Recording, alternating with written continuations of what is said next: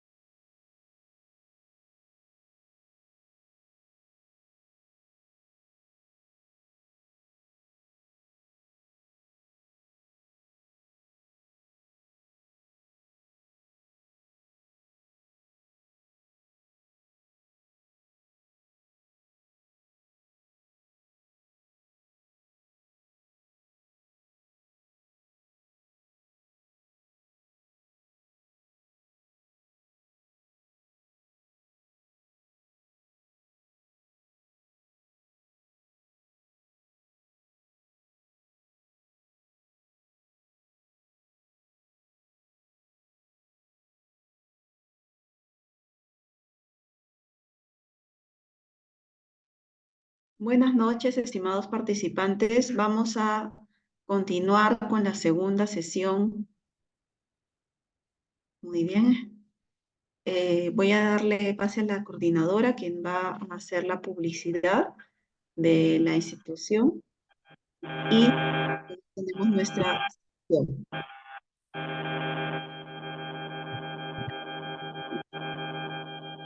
¿Se escucha? Sí, se escucha, pero hay un sonido. Sí, ya paró. ¿O no? A ver, vamos a ver.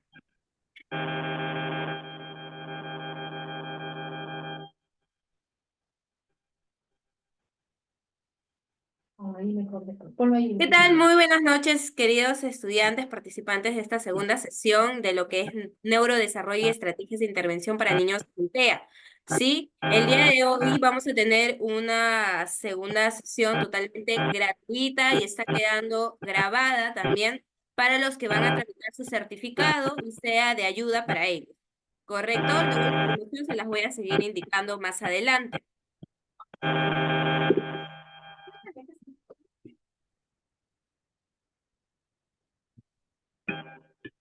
Bien, como les mencionábamos, hoy estamos teniendo nuestra segunda clase, ¿sí? Y el día martes 19 de diciembre estamos culminando con la última sesión. No dejen de seguirnos en redes sociales, tanto como Facebook, Instagram, TikTok, y estamos como accedu, @accedu.oficial.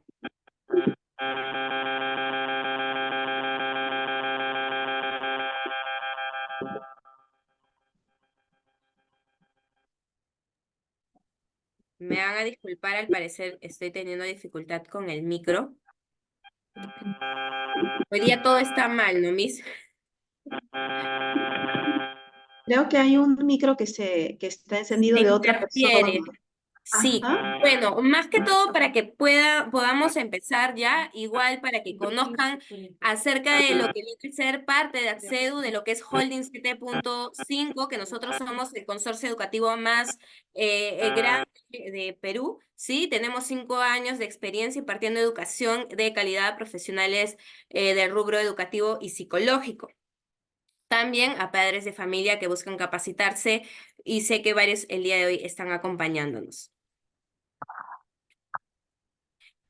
Ya estamos a poco nada más de poder iniciar en enero con los diplomados y uno de ellos viene a ser el trastorno del espectro autista, psicología clínica y de la salud, terapia del lenguaje, auxiliar de inicial, terapia ocupacional, TEA avanzado, que es parte de lo que viene a ser ya más conocimientos en cuanto a lo que es trastorno del espectro autista, lenguaje de señas peruana a nivel básico. Todos estos detalles igual también se los voy a estar compartiendo en el grupo de WhatsApp donde todos están incluidos, ¿sí?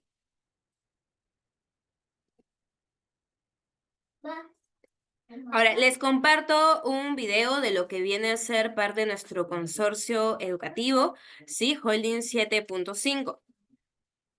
Que lograr culminar tu carrera no sea el final de tus metas. Que conseguir tu título no signifique conformarse y creer que ya alcanzaste el éxito. Si realmente quieres destacar en el mundo laboral, entonces tienes que ser el mejor profesional capacitado. Da un No se paso. está viendo el video. Se Complementa siente tu educación y la eleva la voz, siguiente pero nivel no se ve el de video. estrés. El consorcio Holding 7.5 te presenta sus diplomados virtuales, enfocados en potenciar tu crecimiento profesional y tu desarrollo dentro del campo laboral. Este es tu momento para ir más allá. El verdadero éxito te espera. La decisión es tuya.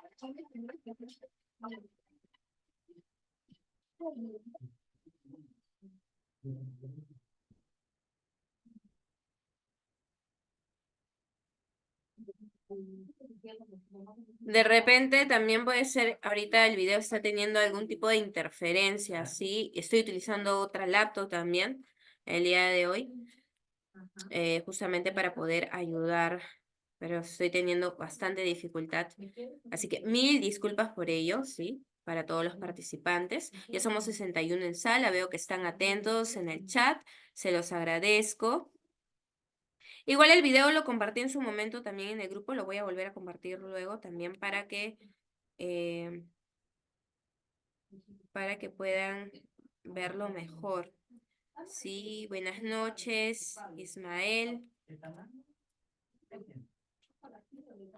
Que lograr culminar tu carrera no sea el final de tus metas. Sigue lo mismo, Que ¿verdad? conseguir tu título no Sí. signifique conformarse. Sí, se sigue. Yo ahora sí escucho la interferencia. De todas maneras, vamos a avanzar. ¿Sí? Vamos a darle pase ya a Miss Adela, que está en sala. Agradezco mucho su puntualidad.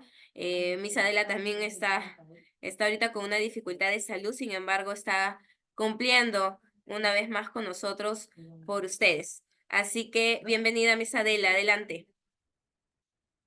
Buenas noches, ¿cómo están, estimados participantes? Hoy día tenemos nuestra segunda sesión. Recuerden que el próximo martes estamos concluyendo.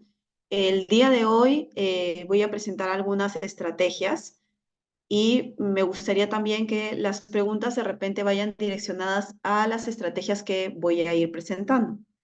En la primera sesión hablamos acerca de las condiciones del neurodesarrollo, de forma general, qué cosa es el neurodesarrollo, y también conversamos acerca de el TEA, el trastorno del espectro autista, como una de las condiciones y sus características nucleares. Yo quisiera compartir un material que, Eufemia, creo que sí se escucha de repente, tienes problemas con tu audio, quizá, porque sí se está escuchando. Y tu comentario también con respecto a la presentación de nuestra coordinadora, pero sí se escuchaba. Tal vez la dificultad se encuentra en el audio de tu computadora, ¿sí? Bien. Les pido por favor, sí, que tengan sus micros apagados. Igualmente voy a dar un tiempito como para que vayamos haciendo preguntas, ¿sí? Por momentos voy a tomar un poco de agua para poder tener un discurso más fluido, ¿sí? Vamos a empezar mencionando esto que ustedes ya conocen, porque lo hemos visto en la sesión anterior. Vimos estas características que son generales del trastorno del espectro autista. Y de acuerdo con estas características, es que a mí me interesa presentar también las estrategias, ¿sí?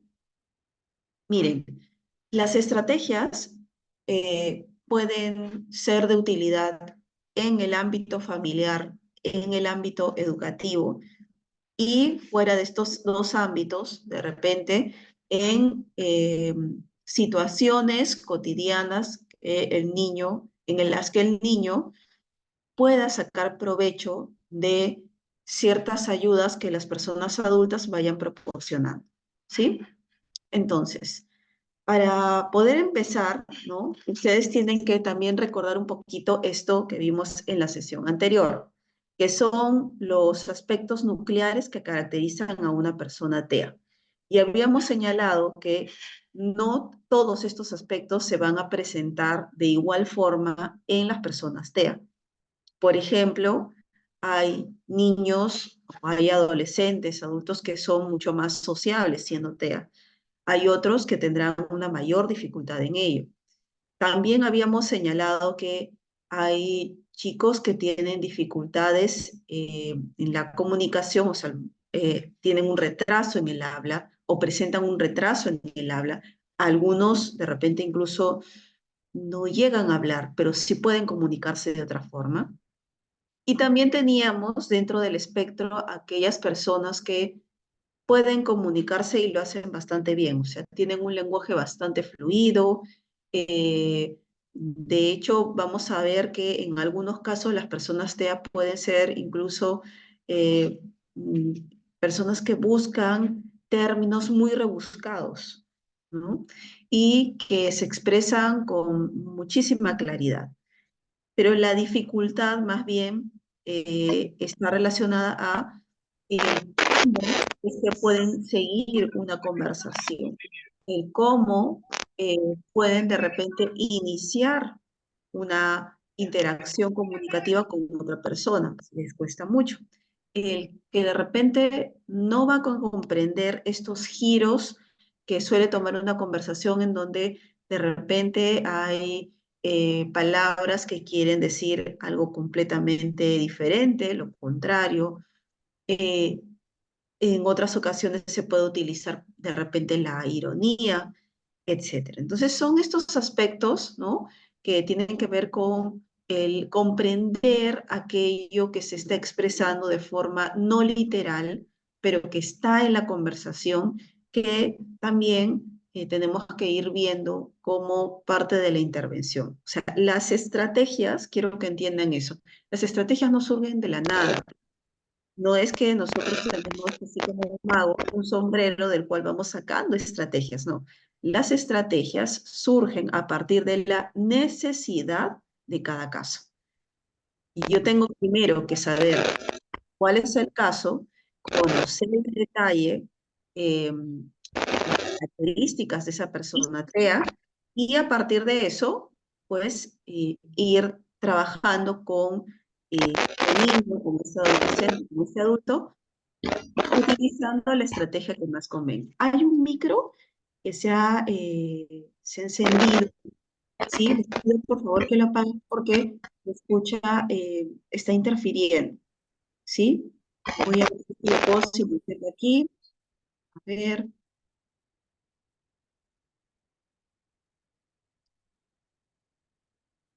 ¿sí? Ok.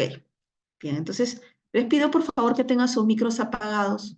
No hay ningún problema con que la cámara esté prendida, más bien es algo deseable, pero si el micro está prendido, se escucha el eco y hay interferencia, ¿sí?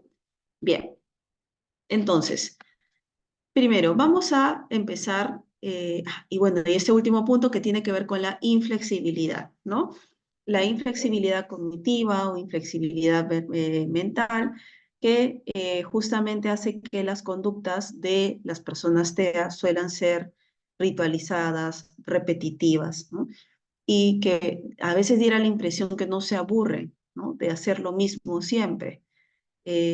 ¿Por qué? Porque la persona puede estar disfrutando mucho de esa actividad y si la disfrutan, entonces van a hacer lo mismo varias veces. Y alguien por ahí podría preguntar, ¿Y qué de malo tiene si es que el niño o la niña o este adolescente está repitiendo muchas veces la misma acción, si es algo que le gusta, si es algo que le causa placer, ¿no? La dificultad se encuentra en que si yo tengo una persona que realiza siempre lo mismo, voy a aminorar las posibilidades de que aprenda cosas nuevas. Ese es el verdadero problema, ¿sí? Si yo tengo una persona que repite lo mismo una y otra vez, va a ser difícil para esa persona, niño, adolescente, que cuando yo quiera llamar su atención para que conozca algo diferente, para que tenga un aprendizaje nuevo, pues vamos a ver una reacción de rechazo, de resistencia a ese cambio. Y por eso es que es tan importante el trabajar con esta inflexibilidad y hacer que el niño cada vez vaya aceptando poco a poco diversos estímulos en diferentes ocasiones. O sea, yo le tengo que ir cambiando los estímulos no solamente en el espacio, digamos, de terapia, sino también tengo que hacerlo en la casa y lo mismo tienen que hacer los docentes, porque de esa forma hacemos que sea cada vez más capaz de adaptarse a las necesidades o a las demandas que tiene el entorno. Una persona que se adapta a las necesidades, a lo que el entorno solicita, tiene muchas más posibilidades, ¿no?, de tener éxito y además de eso, de ser funcional, de actuar, ¿no es cierto?, o de trabajar o de interactuar con otras personas con éxito. ¿Sí? Bien, entonces vamos a hablar un poquito de estas estrategias, ¿sí? A partir de las características que he mencionado, ¿sí? Primero, es bien importante que una persona TEA tenga ciertas actividades estructuradas. Y alguien me dirá, pero estábamos hablando de la inflexibilidad. Más bien la estructura no va a hacer que esta persona eh, se vuelva más inflexible. La respuesta es no. Nosotros tenemos que partir de aquello que la persona puede manejar. Yo le tengo que dar una estructura para que la persona, por ejemplo, TEA, no entre en crisis. Si yo le presento de repente un juego de una manera y luego se lo presento en la siguiente ocasión de una manera muy diferente, y luego cambio esa actividad, entonces lo que voy a hacer es generarle mucha incertidumbre, mucha inseguridad sobre lo que voy a hacer con esta persona, o sea, lo que puedo trabajar. Por eso es que tengo que pensar en actividades que tengan una estructura, las cuales le ayuden a la persona TEA, al niño, al adolescente, a iniciar la actividad y terminarla, ¿no?, con tranquilidad, sin hacer una crisis y además aprendiendo. Entonces, la estructura va a ser muy parecida, pero yo puedo, dentro de esa estructura, ir generando cambios. Estos cambios son los que van a permitir justamente de forma gradual que la persona se haga más flexible cognitiva o mentalmente. Por ejemplo, si yo le presento una rutina de trabajo en donde tengo de repente 6 o 7 actividades, yo puedo ir cambiando el orden de esas actividades. Puedo hacer que de repente esta con la que terminé luego vaya al inicio o se coloque en medio, de modo que para el niño o la persona que está trabajando conmigo, todas sean conocidas. O sea, hay una estructura sobre la cual estoy trabajando, pero voy a ir cambiando este orden para que no se vuelva algo fijo, algo rígido, que luego vaya a generar que sienta mucha ansiedad si se le presenta de otra forma y finalmente desencadene en una crisis. ¿Sí? Bien, esa es una de las estrategias que podemos utilizar.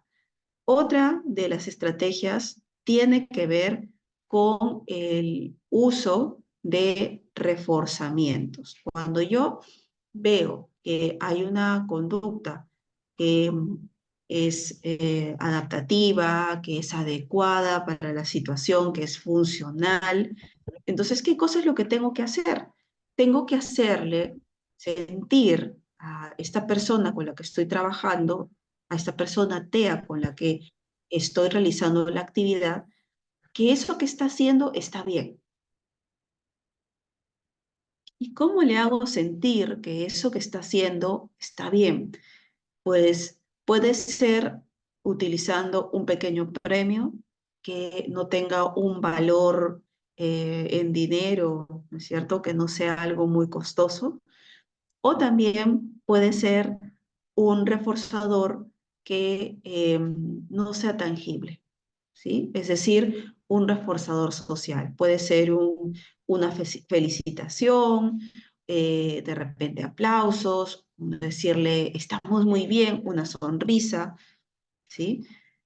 ¿Y por qué hablo de las dos cosas? Porque en algunos casos el reforzador que es tangible, es decir, de repente el que utilice un juguete, el que utilice algún material y que yo justamente lo emplee para premiar eso que hizo el niño bien, me va a ayudar, pero también puedo utilizar otro tipo de reforzadores que no sean, por ejemplo, un juguete, que no sea un material que sea de su agrado, eh, y que más bien le van a dar satisfacción a ese niño.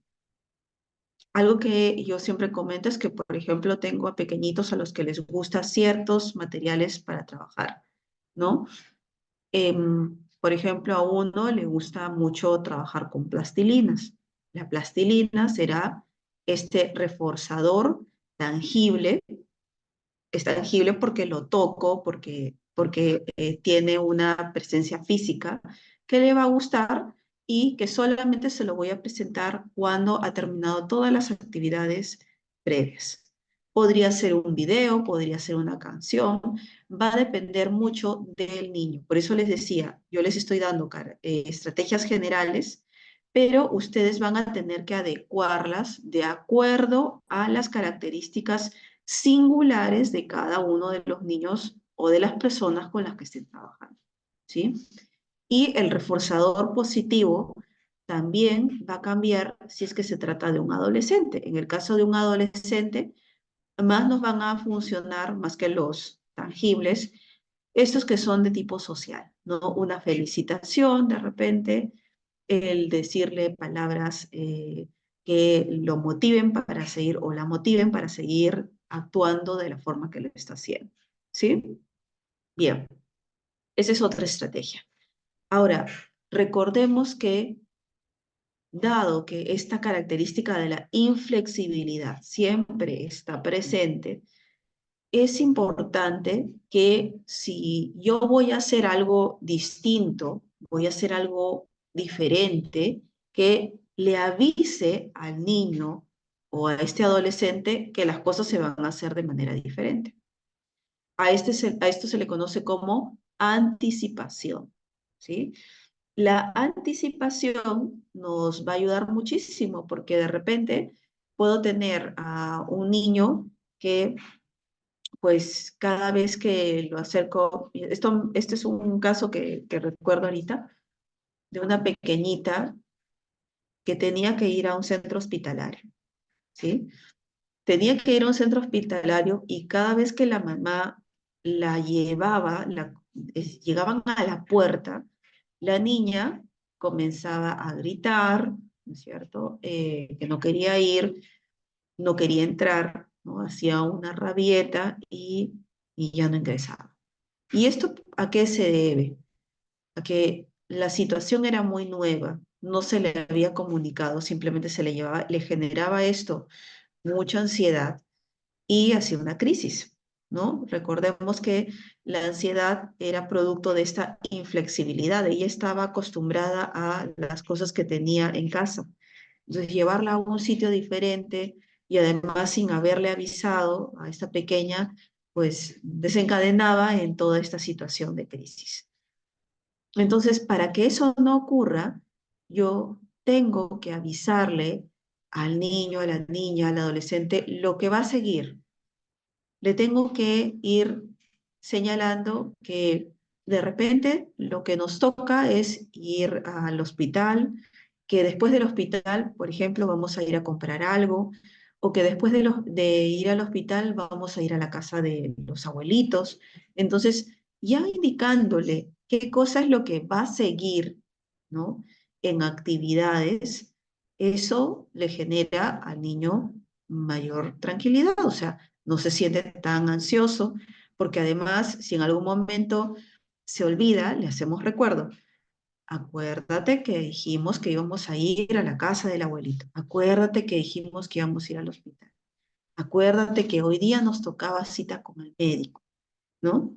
Entonces, esta anticipación baja los niveles de ansiedad y evitamos que se produzca la crisis. O en todo caso, que si hay una crisis, esta se pueda manejar, que no sea que realmente sea una explosión, ¿no? de una emoción negativa que finalmente no permita o que más bien refuerce el que no acepte cosas diferentes, ¿no? Que es algo que más bien queremos evitar. Queremos que sea una persona que pueda ser capaz de aceptar situaciones, actividades, ¿no? Objetos distintos, en aras de tener también nuevos aprendizajes, ¿sí? Entonces, hasta el momento he mencionado dos estrategias. Una que tiene que ver con la estructura. Perdón un momentito mientras voy explicando. Una que tiene que ver con la estructura.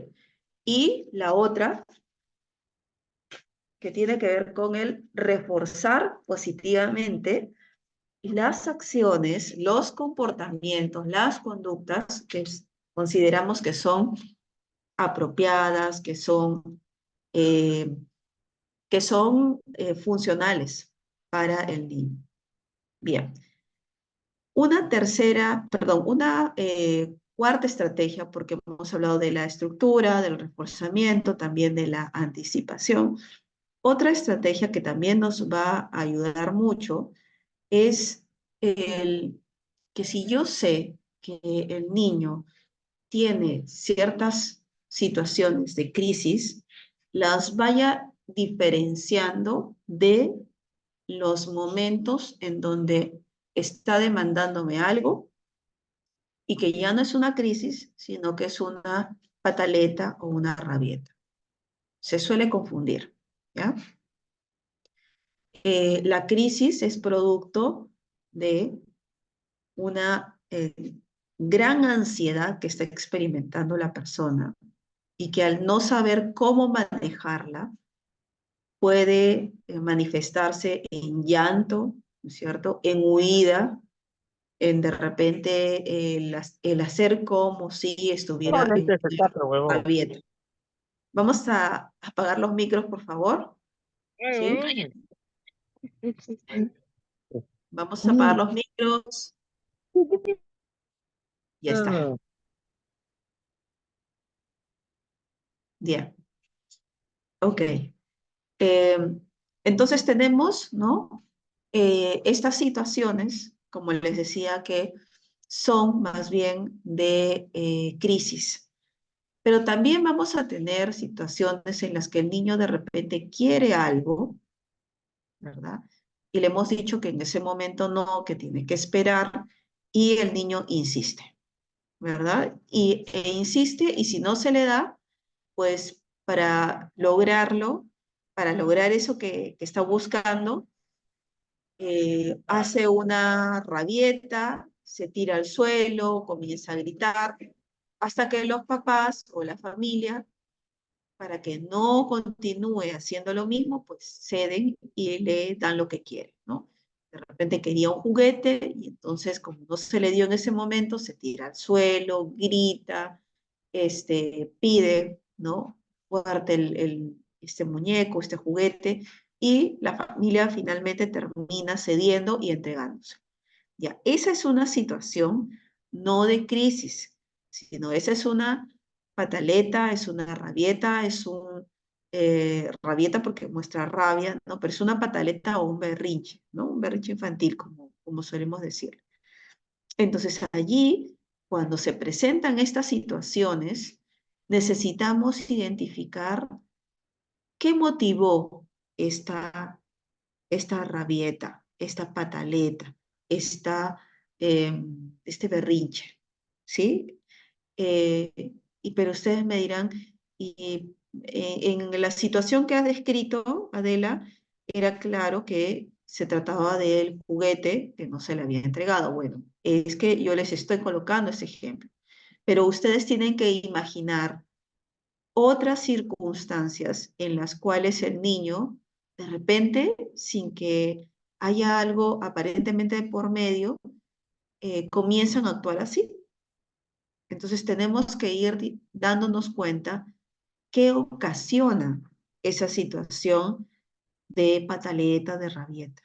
Y para ello tengo que ir registrando, primero observando mucho, ¿no? Y eso lo he mencionado en la sesión anterior también. La observación es clave.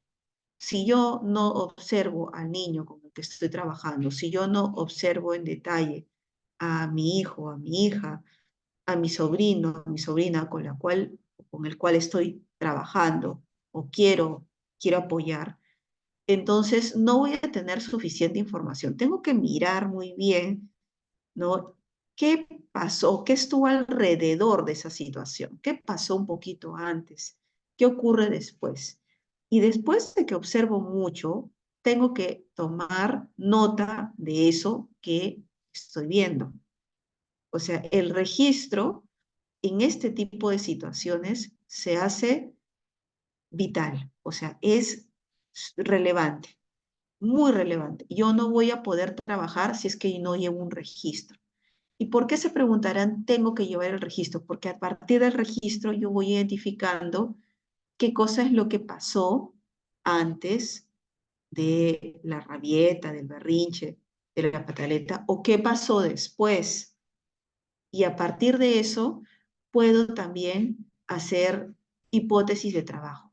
Y con esas hipótesis de trabajo, ¿no? Voy a plantear mi intervención.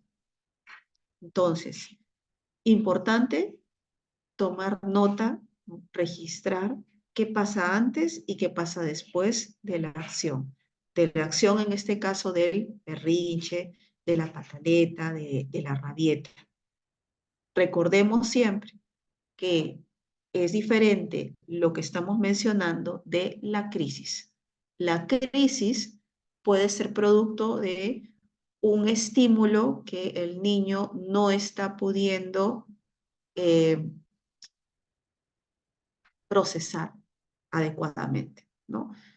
Si es que de repente hay un ruido que le fastidia mucho, entonces, y ese ruido está presente, entonces voy a tener al niño que muy incómodo. Está el ruido de los taladros, cuando hace, por ejemplo, reparaciones de pistas, de veredas, ¿no? Es un ruido que incomoda mucho. Para un niño que es muy sensible, y ahí viene el tema de alteraciones sensoriales, para un niño que es muy sensible, ese ruido puede ser muy fuerte. Para mí también es fuerte, sí, para mí también es fuerte, pero para ese niño que de repente es muy sensible, va a ser mucho peor. Y como no sabe qué hacer con ese ruido que le está fastidiando, entra en crisis, llora, comienza a gritar, se tapa los oídos, comienza a correr de un lado a otro porque quiere evitar ese ruido, ¿sí? Esa es una situación de crisis, diferente a una rabieta, a una pataleta, a un berrinche, ¿sí? En donde yo también tengo que ir registrando qué pasó antes, qué pasa después, para poder intervenir, ¿sí? Bien, entonces hasta ahorita les estoy diciendo estrategias, repito, generales, pero ustedes van a tener que ir viendo cómo es que las adaptan al caso que tienen, ¿sí? Ok. ¿Qué otra estrategia puedo utilizar? Bien, hay niños que no pueden hablar, ¿sí? Hemos dicho que hay pequeños que hablan y hay otros pequeños que no hablan. Y hay niños que presentan un retraso en el habla, que de repente tienen 3, 4 años y apenas dicen una o dos palabritas. Entonces, ¿cómo es que puedo ayudar a ese niño? ¿Cómo puedo hacer que se comunique? No necesariamente tiene que hablar, porque va a haber niños que son TEA y son no verbales, ¿no? No van a poder decir palabras, pero sí tenemos la necesidad de comunicarnos, es decir, que nos entiendan y también entenderlos. Entonces allí tengo que recurrir a... ¿No se escucha nada, Héctor? Por favor, díganme si no se escucha. Sí se Sí, escucha. sí se Sí escucha. se Gracias. escucha, todo bien. ¿Sí? Bien. Entonces, Sí fíjense se por favor. escucha, Miss. Gracias, gracias. Gracias, sí, y por lo que están colocando en el chat, sí, sí se está escuchando. Entonces hay un problemita con el audio de la computadora o de repente del celular, ¿sí? Si no se escucha, es por eso, ¿ok? Gracias, gracias. Entonces, lo que les decía acerca de estos pequeños que de repente no pueden comunicarse o quizá tienen todavía, o sea, tienen algunas palabritas, tienen un repertorio, un vocabulario muy reducido y que les cuesta, ¿no? Les cuesta expresar lo que están sintiendo, lo que de repente desean. ¿Qué cosa es lo que puedo hacer? Tengo que trabajar con un sistema. En el caso de una persona que no habla, un sistema alternativo de comunicación. Y en el caso de un niño que de repente sí dice algunas palabritas, muy poquitas, pero sí las tiene, o que de repente emite sonidos, ¿no? Vocales, sílabas, y se deja entender, ¿no? De repente en vez de, yo tengo acá un vaso, en vez de decir vaso, dice so o va, ¿no? Y me doy cuenta de que se está refiriendo al vaso, entonces es un niño que va a requerir de este apoyo con un sistema aumentativo de comunicación. Entonces allí, ¿no? En el caso de estas dificultades en el habla que vamos a ir encontrando en algunos niños TEA, pues vamos a trabajar mucho con la estimulación, ¿sí? Y también con sistemas aumentativos y alternativos de comunicación. Si es que yo ya sé que el niño no va a hablar, porque además, digamos, ya tiene 7 u 8 años, no habla, ha ido además al médico, el médico ha determinado, ¿no? O más que ha determinado, ha observado que ese niño no va a hablar, entonces utilizaré un sistema alternativo de comunicación, ¿sí?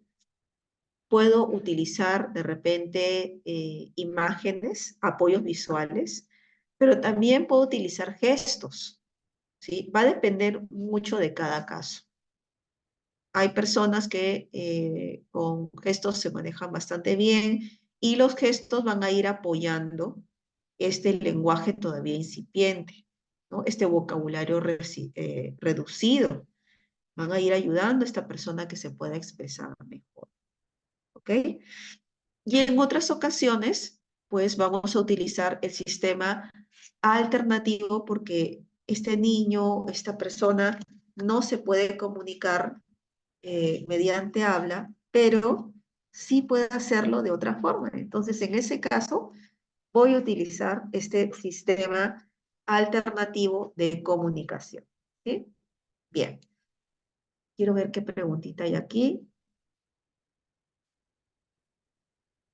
Muy buena pregunta. Aquí Jorge nos está consultando acerca de la edad límite. Miren, yo no quiero decir que hay una edad específicamente para que el niño, si no habla hasta esa edad, no lo va a hacer, ¿ya?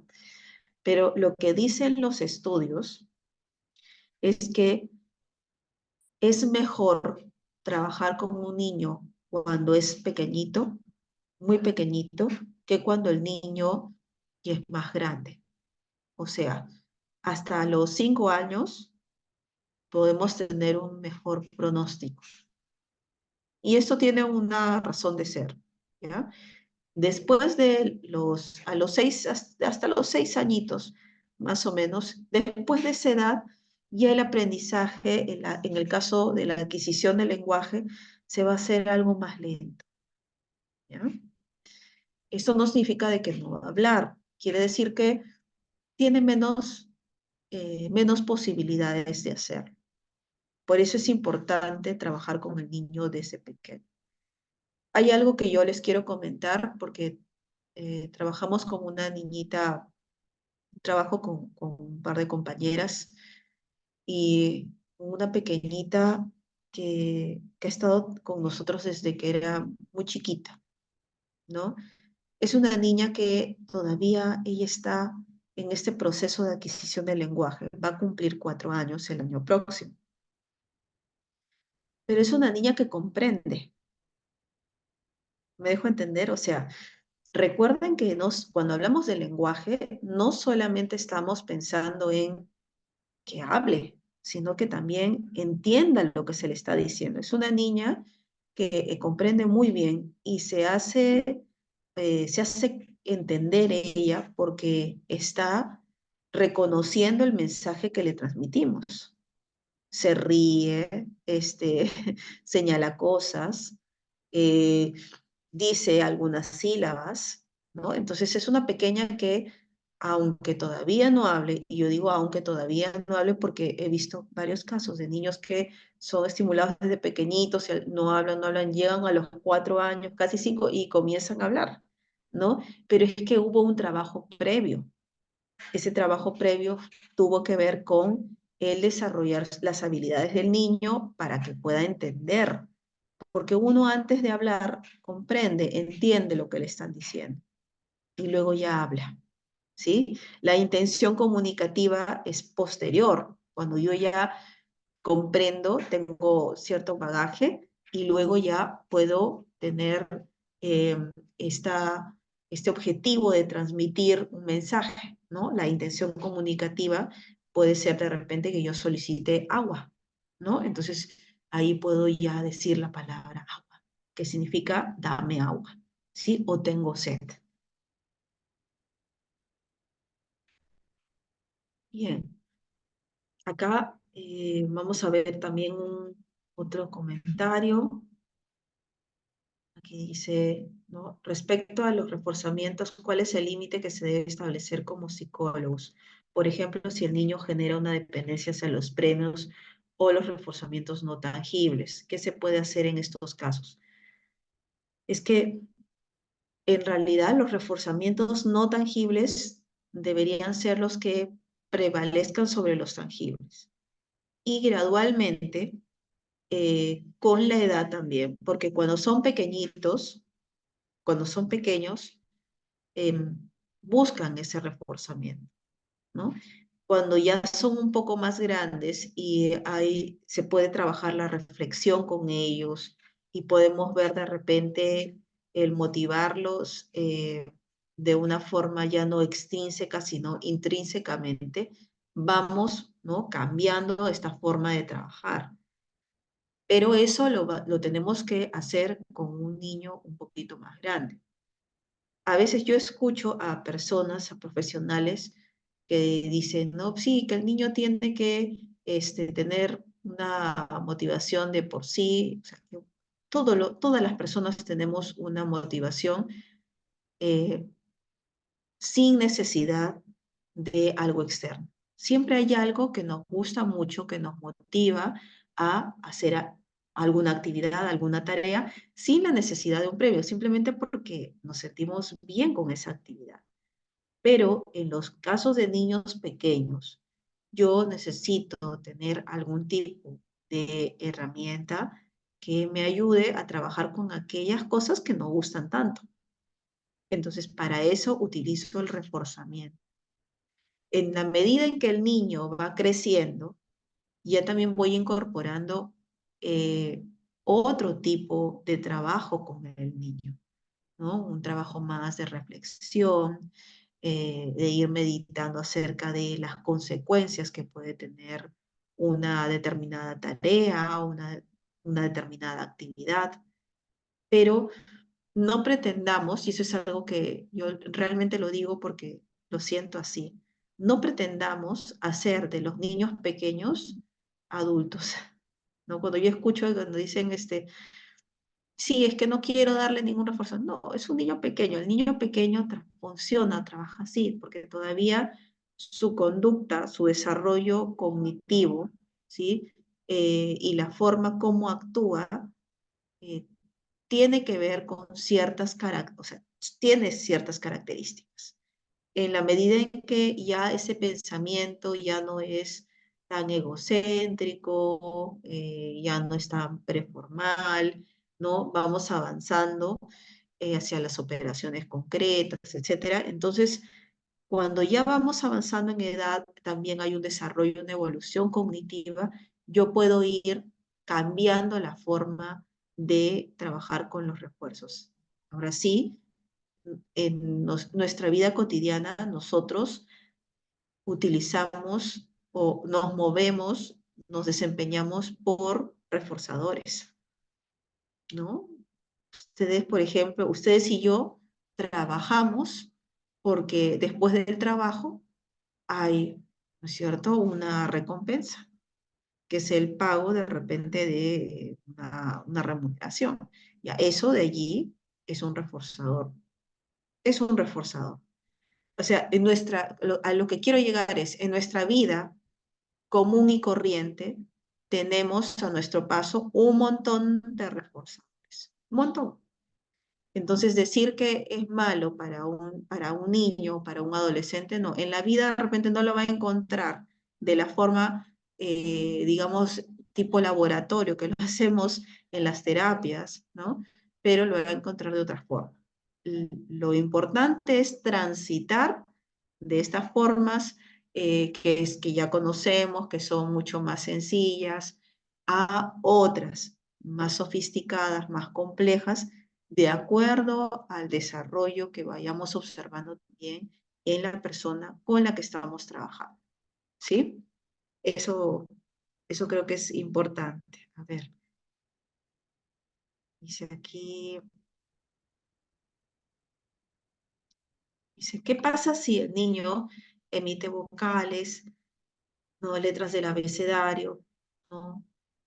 No le tiene muy notoria intención comunicativa y entiende todo, y usa el lenguaje aumentativo con pictogramas? Puede ser que se acostumbre a usar eso y ya no haga el esfuerzo para hablar. Es que depende de cómo lo use.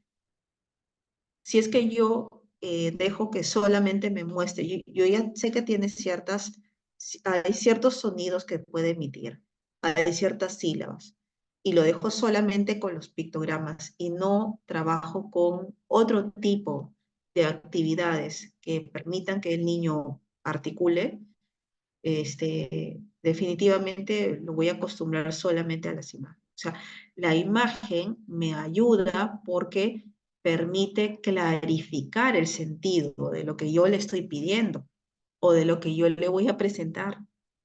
Para eso me sirve la imagen. Pero si yo ya tengo algunas sílabas, algunos soniditos, y sé que el niño además puede producir, puede articular más, entonces tengo que utilizar las imágenes solicitándole, pidiéndole algo más al niño.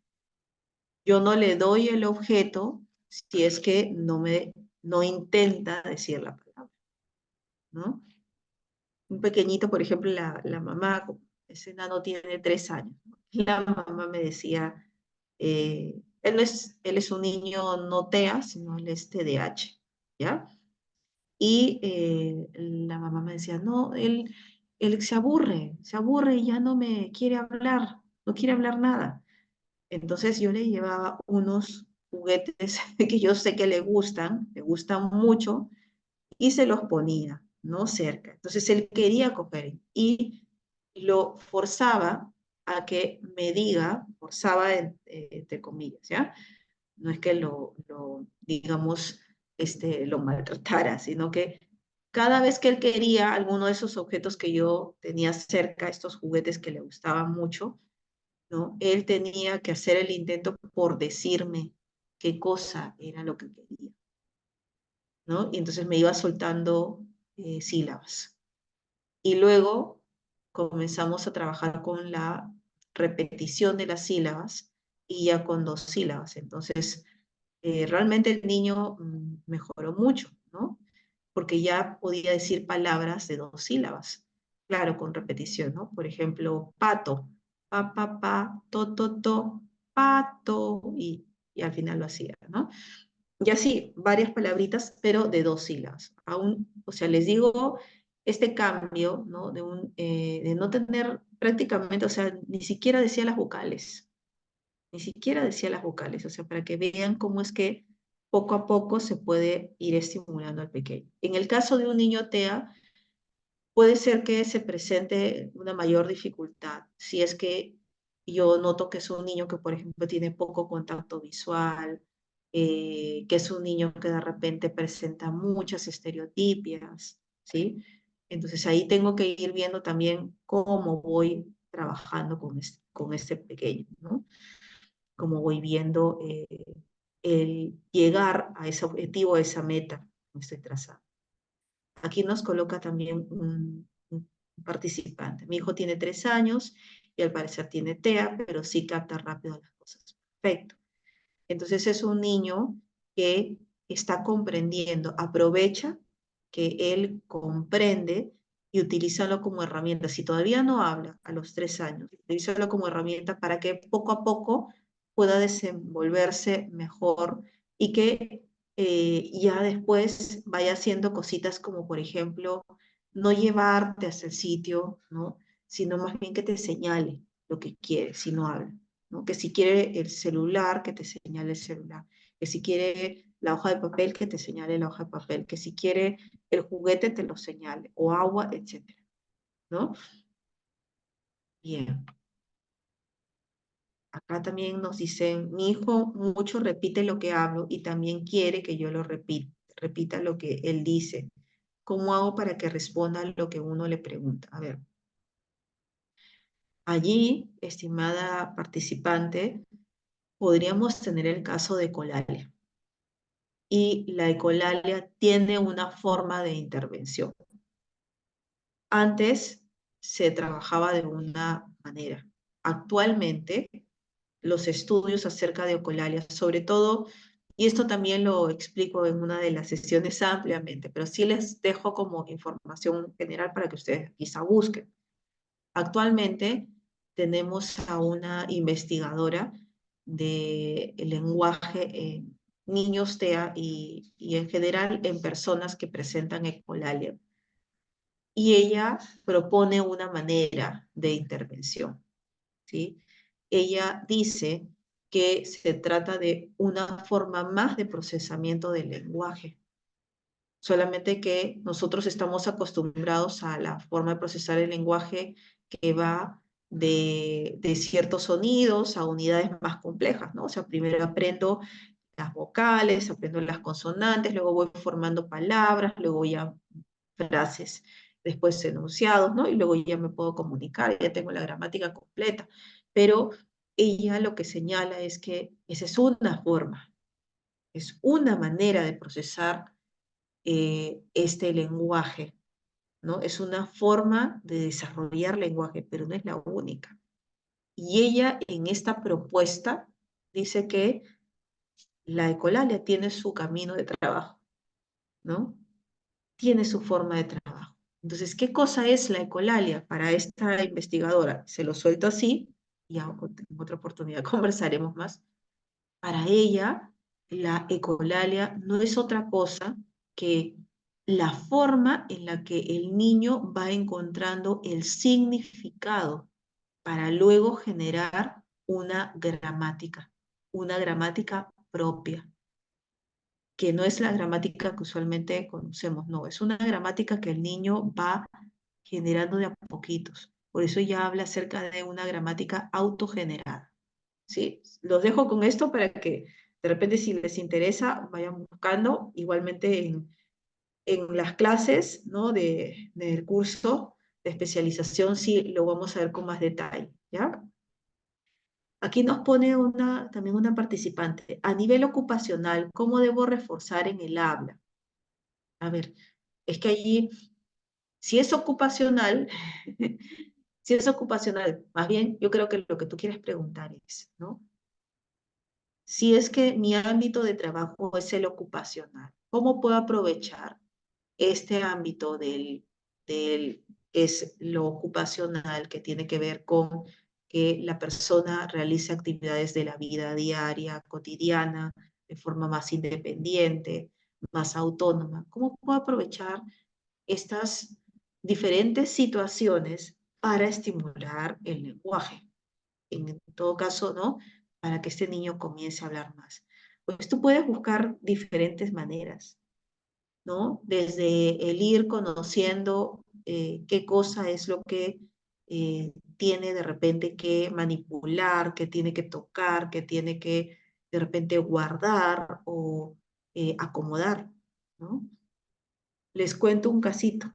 A ver, a esta pequeña, con ella hasta ahorita trabajamos, pero yo la conocí cuando ella tenía 3 añitos, en época de pandemia. Ustedes recordarán que en esa época, pues, no salíamos de casa, ¿no?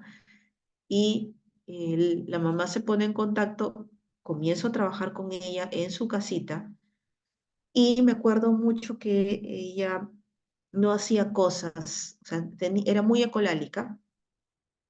Ella es un caso de colalia que ahora más bien es increíble cómo, cómo más bien se desenvuelve.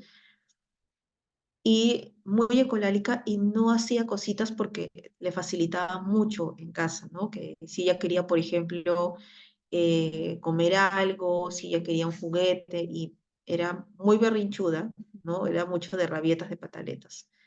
Entonces, ¿cómo es que se fue trabajando con ella? Ella primero comenzó a hacer actividades ella solita, ¿no? Entonces ahí se tuvo que trabajar mucho con la familia para que la dejen hacer cosas solita. Que, por ejemplo, ella sea capaz de colocar en la mesa su individual, de sacar la cucharita, al momento de vestirse. Y cada ocasión, ¿no? Era un motivo para estimularlo, ¿no? Entonces, ella que era una niña muy ecolálica, poco a poco, ¿no? Estos guiones que ella repetía se fueron reduciendo, reduciendo hasta que ya comenzó a llegar a las palabras, ¿no? Y ya decía chara, ¿no? Ya decía leche, ya comenzó a decir, o sea, sin estar repitiendo otra cosa. Y poco a poco, ¿no? Esta niña fue mejorando su performance de habla, ¿no? Entonces tú puedes utilizar diferentes situaciones para poder estimular el lenguaje en los niños. Si eres ocupacional con mayor, o sea, si estás más bien en actividades del área ocupacional, sobre todo estoy pensando en las actividades de la vida diaria, puedes sacarle mucho provecho a todo eso. Siempre, ¿no? La repetición, recuerden eso, la repetición es importante. Para el lenguaje, en el caso de niños TEA, la repetición es importante. Bien, aquí vamos a responder estas preguntitas. Una pregunta, ¿qué seguiría después de que el niño ya sabe usar el presente simple? Por ejemplo, la niña come. Si te refieres, estimada participante, a que el niño o la niña pueda manejar los tiempos verbales y con los tiempos verbales comience a conjugar, eso puede ocurrir, o sea, es lo que seguiría en el trabajo. ¿no? Pero tenemos también que poner al pequeño o la pequeña en contexto, ¿no? Por ejemplo, haciéndole recordar actividades que hizo el día anterior o que hizo más temprano, para que vaya identificando, ¿no? Con algo más realista. Si yo le muestro gramática así, sin esta ayuda del contexto, no lo va a entender, o sea, no va a entender lo que yo le estoy explicando. Pero si pongo, ¿no?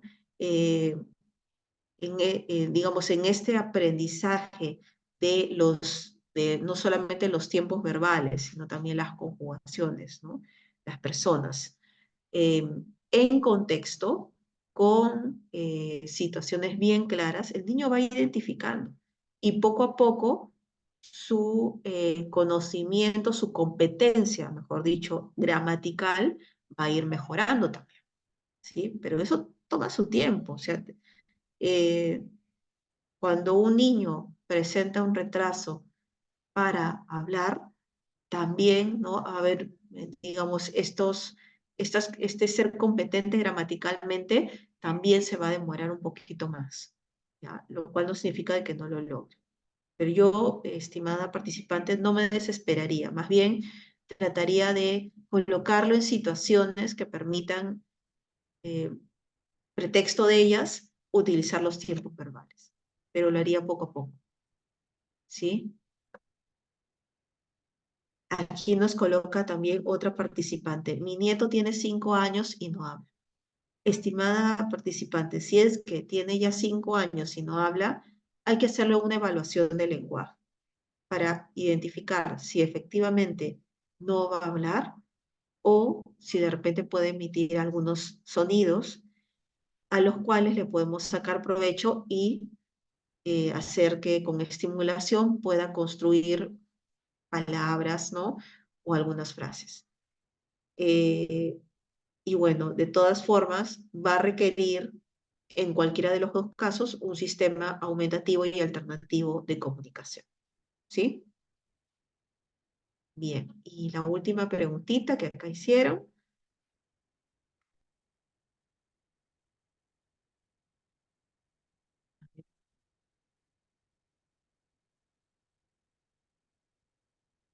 Hicieron en orden, dice, la siguiente pregunta dice, mi alumno tiene 5 años, no habla, entiende algunas consignas, siempre juega, desea los mismos juguetes. Ahí está la inflexibilidad, ¿ven?